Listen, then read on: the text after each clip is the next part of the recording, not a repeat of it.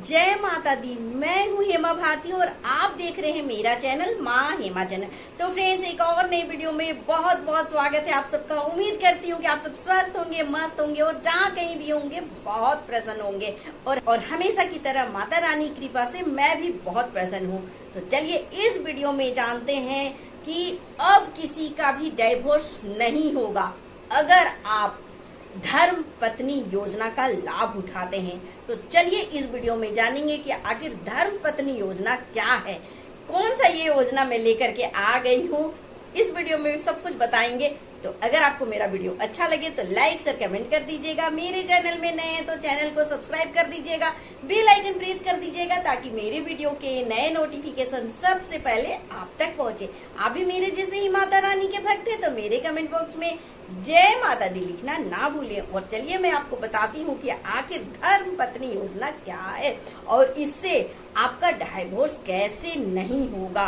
क्योंकि देखिए आज के दौर में क्या हो रहा है ना कि डाइवोर्स का जो है संख्या वो ज्यादा बढ़ रहा है। हर कोई आजकल डाइवोर्स लेने के लिए उतावला रहता है। जहाँ थोड़ी सी गलती हुई नहीं, थोड़ा सा अनबन हुआ नहीं कि हर पति और पत्नी डाइवोर्स देने के लिए तैयार हो जाते हैं। पति बोलता है कि मैं तुम्हें डाइवोर्स देता हूँ, जाओ तुम अपना आजाद रहो और मैं अपना अकेले रहूंगा। और जो पत्नी होती है वो भी यही बोलती है कि मुझे तुम्हारे साथ नहीं रहना है, मुझे डाइवोर्स चाहिए, मुझे दे दो सब कुछ और मुझे अलग करो। डाइवोर्स का मतलब ऐसा चल गया है ना कि कोई किसी का अब सहन करना ही नहीं चाहता है। जो मतलब ये लड़कियों का जो पढ़ाई लिखाई सरकार ने चलाया कि लड़कियां पढ़ेंगी लिखेंगी कुछ बनेंगी तो जो है झगड़े झंझट सब कम हो जाएंगे, समाज में सुधार होगा। लेकिन आज के दौर में जब देखा जा रहा है तो ये देखा गया कि पहले से ज्यादा घर टूट रहा है, पति पत्नी का संबंध बिखर रहा है, लोग अकेले रहने लगे हैं, समाज बिखर रहा है।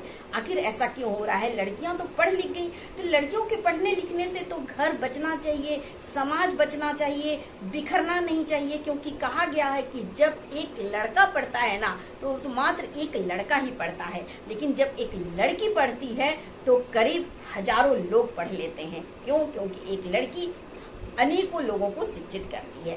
लेकिन आखिर कहाँ गड़बड़ी हो रही है कि लड़कियों के पढ़ने से आज घर इतना टूट रहा है। तो मैं आपको बताती हूँ कि आखिर बात क्या है। पहले लड़कियां कमाती नहीं थी, पढ़ी लिखी नहीं होती थी तो उन्हें नौकरियां नहीं मिलती थी, मतलब बाहर का काम उन्हें नहीं मिलता था क्योंकि वो पढ़ाई लिखाई मांगा जाता है बाहर के नौकरी के लिए।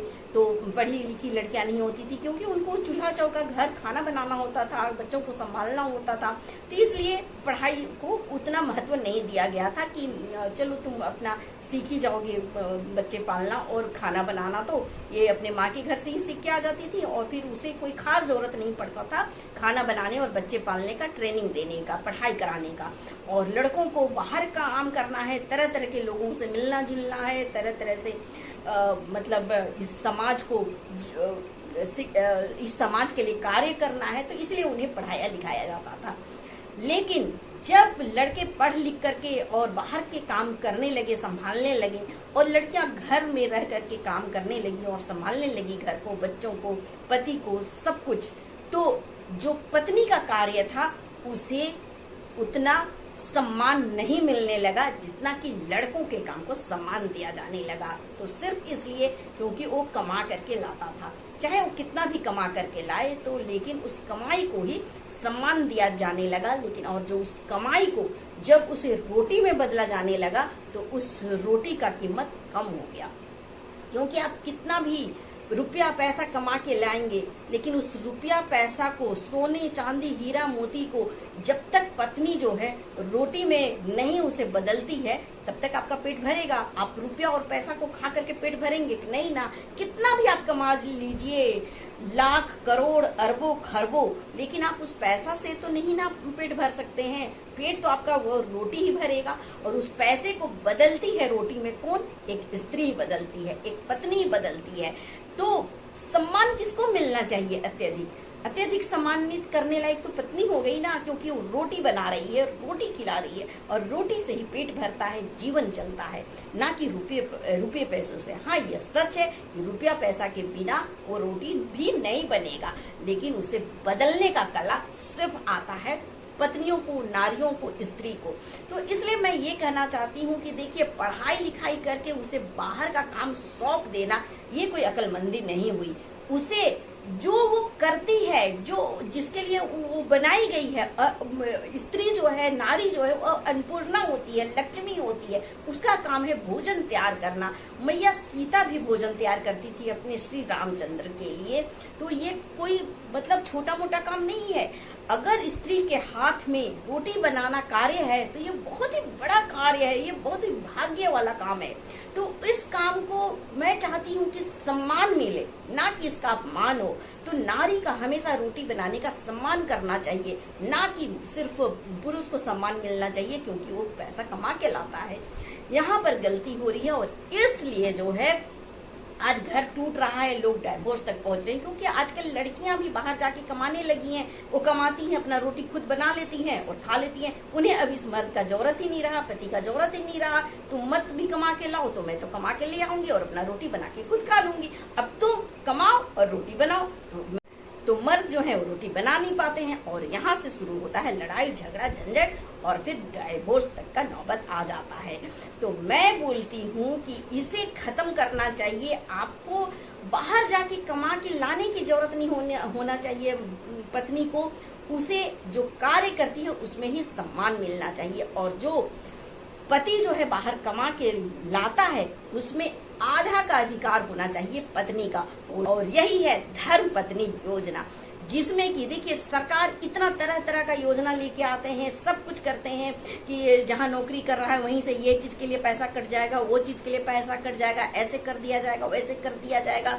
अगर आप कोई लोन लेते हैं तो वहीं से आपका लोन कट जाता है। तो फिर मैं कहती हूँ कि सरकार चाहे आप हम सब ये योजना क्यों लेकर के नहीं आते हैं कि पति जो भी कार्य करता है, जिस भी क्षेत्र में जहां भी वो कार्य करे, वहां पर सबसे प्रथम ये पूछा जाए कि आपकी पत्नी कौन है, उनका नंबर दीजिए, उनका कॉन्टेक्ट नंबर वहां पर फॉर्म में भरा जाए और जब पेमेंट दिया जाए, पगार दिया जाए, तो जितना पति को दिया जाता है उसका आधा हिस्सा पत्नी के नाम उसके अकाउंट में चला जाए। अगर ये योजना आ जाए, और इस योजना को मैं बोलती हूँ धर्म पत्नी। जब विवाह होता है एक लड़की का, तो जो भी उसके पति का कमाई होता है, जो कुछ भी पति का होता है, सब कुछ का आधा हिस्सा पत्नी का भी होता है। क्योंकि जो भी काम पति कर रहा है ना, तो जो मान सम्मान उसको मिल रहा है सब कुछ पत्नी को भी मिलना चाहिए। कोई अवार्ड मिल रहा है, कुछ सम्मानित किया जा रहा है पति को, तो धर्म पत्नी को बुला करके भी सम्मानित करना चाहिए। क्योंकि आधा की हिस्सेदार पत्नी ही होती है। क्योंकि जब तक पत्नी नहीं साथ देती है पति का, वो कोई भी कार्य में अधूरा ही माना जाता है। इसलिए सरकार को और इस समाज को चाहिए कि धर्म पत्नी योजना चलावे और पति से पहले पत्नी के पास उसका आधा हिस्सा पहुंच जाना चाहिए। तो इससे क्या होगा कि पत्नी को अधिकार भी मिल जाएगा और किसी भी तरह का लड़ाई झगड़ा भी नहीं होगा। क्योंकि अधिकतर पति लोग यही करते हैं कि वो कमा के लाते हैं और उसमें कोई भी हिस्सा पत्नी को देते नहीं है, और पत्नी जो उससे काम करवाते हैं घर का, और उससे सम्मान भी नहीं मिलता है रोटी बनाने का, घर का काम करने का, बच्चे को संभालने का। जो कि बच्चे को संभालना एक बहुत भी बड़ा काम होता है जो एक माँ ही करती है। पिता 2 मिनट भी बच्चे को ठीक से नहीं रख पाएगा, अगर रखेगा भी तो बहुत ही टॉर्चर करने के बाद एक प्यार से, ममता से, प्यार से, दुलार से बच्चे को माँ ही पालन पोषण करती है और उसका देखभाल करती है, पति को खाना बना के खिलाती है, सास ससुर को रखती है, सब कुछ जो है एक परिवार को जोड़ के रखती है वो है पत्नी। तो मैं कहती हूँ जिस तरह से पति को सम्मान मिलता है समाज के द्वारा, उसी तरह से पत्नी को भी समाज में सम्मान देना चाहिए। पति को जिस तरह से पत्नी सम्मान देती है कि आप बाहर से कमा के लाए हैं, उसी तरह से पत्नी को भी चाहिए कि तुमने रोटी बनाया है तो तुम सम्मानित हो हमारे तरफ से।